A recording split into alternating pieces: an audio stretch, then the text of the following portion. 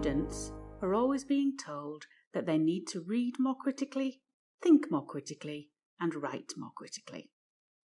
But how do you demonstrate that you are reading and thinking critically in your writing? Critical reading and also thinking is about 5 main things. First, judging the appropriateness of your sources. Some sources carry more academic weight than others. You should perhaps not view Joe's blog as an authoritative academic voice, whereas something in a peer-reviewed journal should be much more reliable. The appropriateness of some sources is less clear-cut. Websites or YouTube videos, for example, can be official or reputable, but can also be unofficial and disreputable. You will need to show that you have used the appropriate level of criticality when using them as academic sources.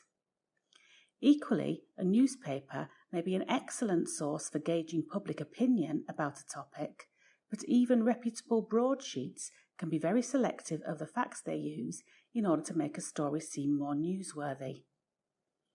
Even books can need judgment about their appropriateness. Are they seriously academic or more popular, designed for mass markets, and so less likely to be checked and edited rigorously? The next stage in critical reading is to decide which of the sources you've looked at are the most relevant to your particular argument. You will read many appropriate sources which may be interesting but are only marginally relevant and so will not make it into your final piece of writing.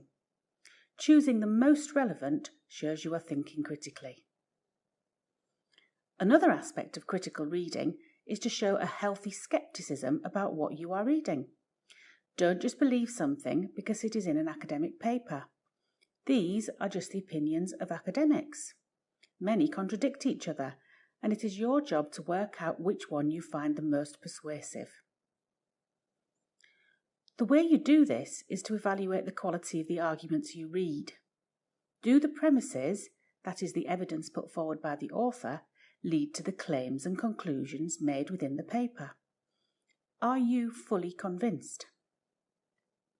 Finally, you must choose where you stand. You need to think carefully about the different points of view and balance the arguments. What is your personal position? Just where do you stand on the spectrum of possible positions? This is really important as it's the starting point for showing criticality in your writing. The first rule of critical writing is therefore to tell the reader your position. Make sure you are clear about where you stand on the topic at hand.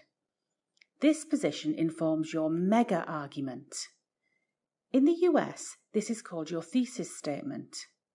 It is the overall argument that you will develop throughout the piece of writing.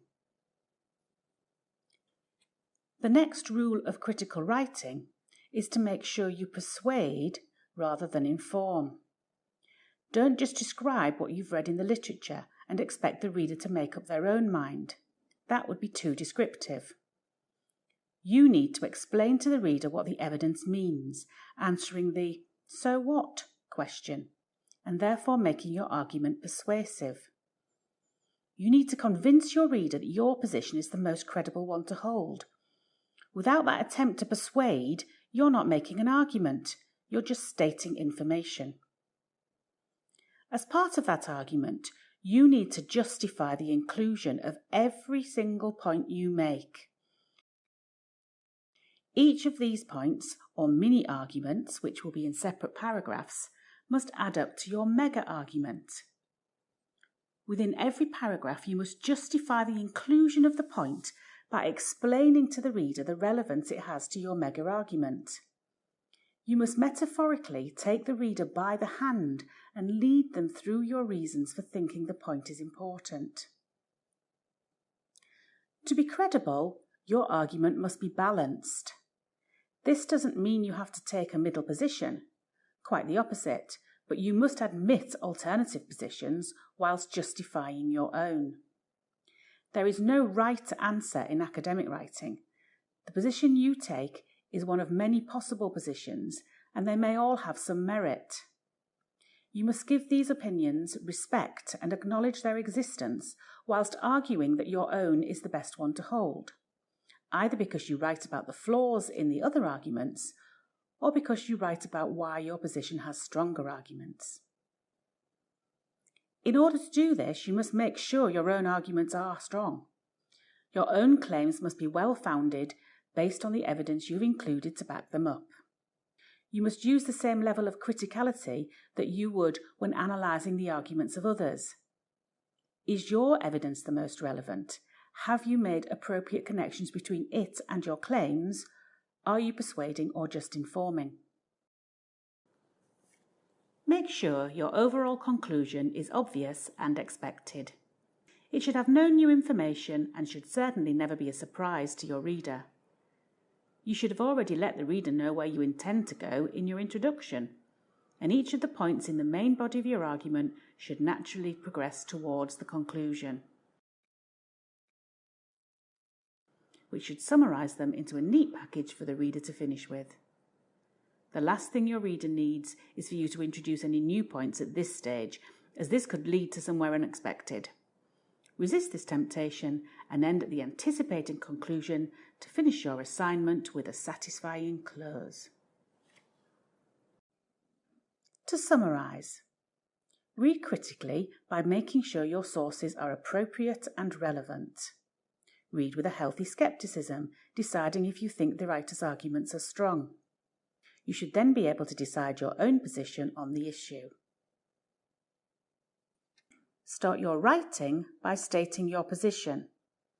Try to convince your reader that this is the best position by persuading rather than informing. Justify every paragraph by helping the reader understand how each point relates to your overall argument. Make sure you are balanced, acknowledging other viewpoints but arguing your own. Be critical about your own arguments. Make sure they will stand up to scrutiny. And make sure your points all lead to a natural and expected conclusion.